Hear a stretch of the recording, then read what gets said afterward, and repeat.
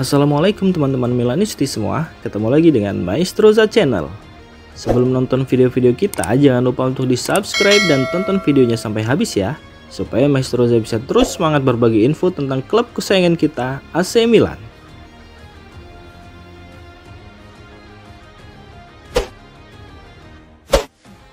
AC Milan harus pulang dengan kepala tertunduk dari lawatan ke markas Feyenoord. AC Milan sejatinya unggul segalanya dalam statistik pertandingan, harus mengakui keunggulan tuan rumah dengan skor tipis 0-1. Pertandingan ini seolah menjadi cerminan klasik dalam sepak bola, dominasi tidak menjamin kemenangan. Milan memang tampil lebih dominan dalam penguasaan bola, mencapai 54% berbanding 46% milik Feyenoord. Tidak hanya itu, jumlah tembakan yang dilepaskan anak asuh Sergio Conceição juga lebih banyak, 12 berbanding 11, dan bahkan dalam hal tembakan tepat sasaran Milan unggul telak 6 berbanding 2. Namun dari semua peluang yang tercipta, tidak satu pun mampu dikonversi menjadi gol. Sebaliknya, Feyenoord yang tampil lebih efektif, mampu memaksimalkan salah satu dari sedikit peluang mereka menjadi gol kemenangan. Kekalahan ini tentu menjadi pekerjaan rumah bagi Milan, terutama jika mereka ingin membalikan keadaan di leg kedua dan memastikan tempat di babak 16 besar.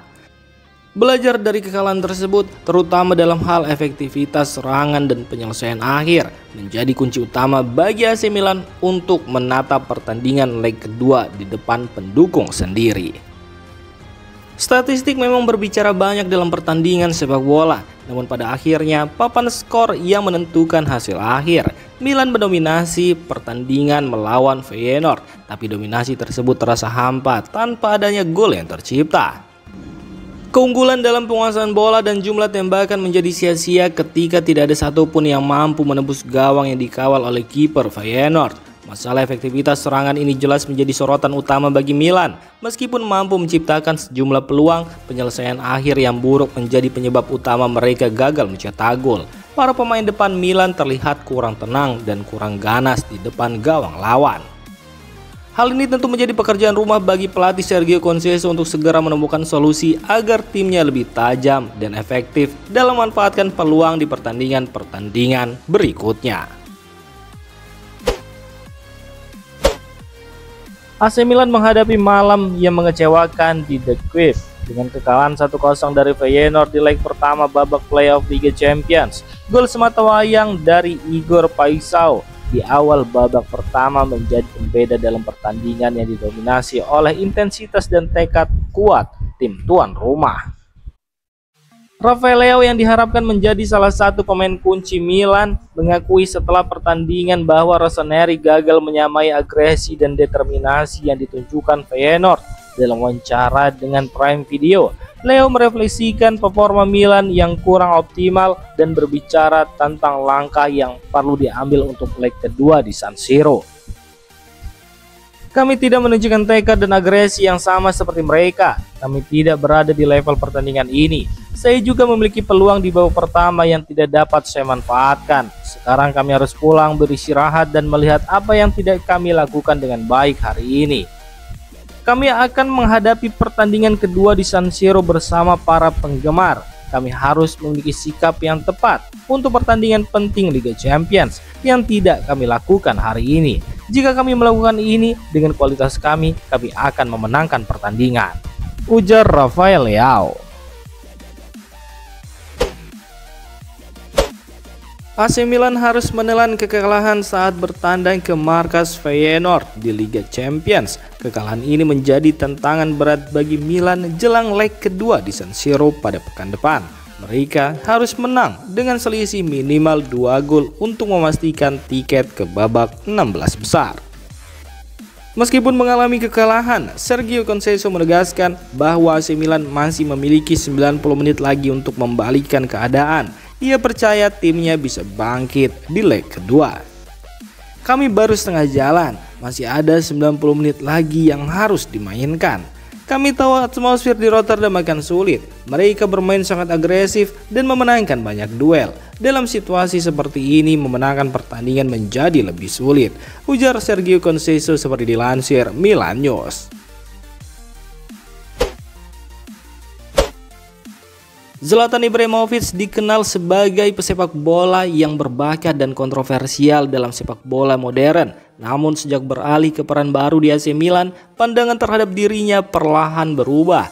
Kini mantan penyerang Swedia itu sedang membentuk dirinya menjadi sosok yang lebih matang dan relevan bagi Rossoneri, baik di dalam maupun di luar lapangan. Saat masih aktif bermain, Zlatan Ibrahimovic memang dikenal karena kombinasi unik antara kemampuan teknik yang luar biasa dan ego yang besar. Bagi sebagian orang, sifat percaya dirinya adalah inspirasi, tetapi bagi yang lainnya itu adalah alasan untuk tidak menyukainya.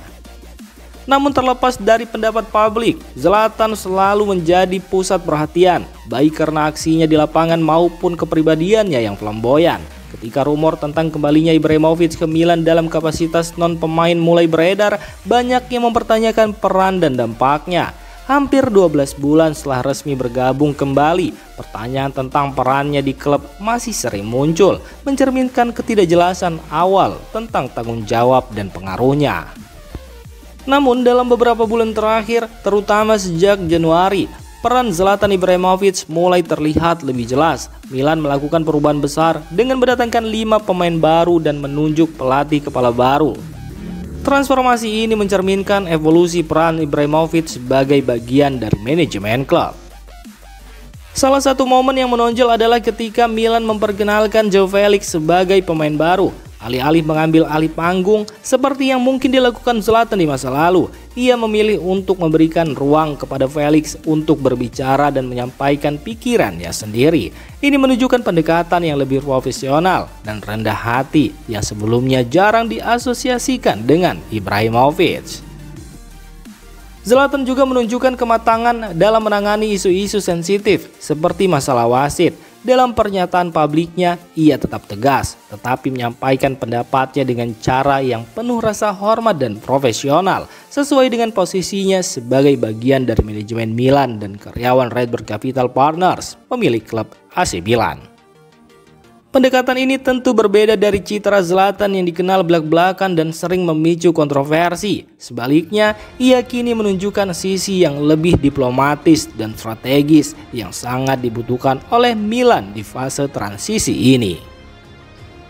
Transformasi Zlatan Ibrahimovic dari pemain ikonik menjadi figur di balik layar yang lebih dewasa adalah proses yang masih berlangsung. Namun, perubahan ini mulai memberikan dampak positif bagi Milan. Dengan pendekatan yang lebih terukur, ia mulai membentuk dirinya menjadi sosok yang dibutuhkan klub, bukan hanya sebagai simbol, tetapi juga sebagai bagian integral dari strategi jangka panjang Rossoneri. Zlatan Ibrahimovic yang dulu dipuja sebagai dewa oleh sebagian penggemar Milan, kini menghadapi tantangan baru untuk membuktikan dirinya di luar lapangan. Meski awalnya banyak yang meragukan perannya, Zlatan Ibrahimovic mulai menunjukkan bahwa ia mampu beradaptasi dan berkembang menjadi sosok yang lebih profesional dan relevan dalam konteks baru.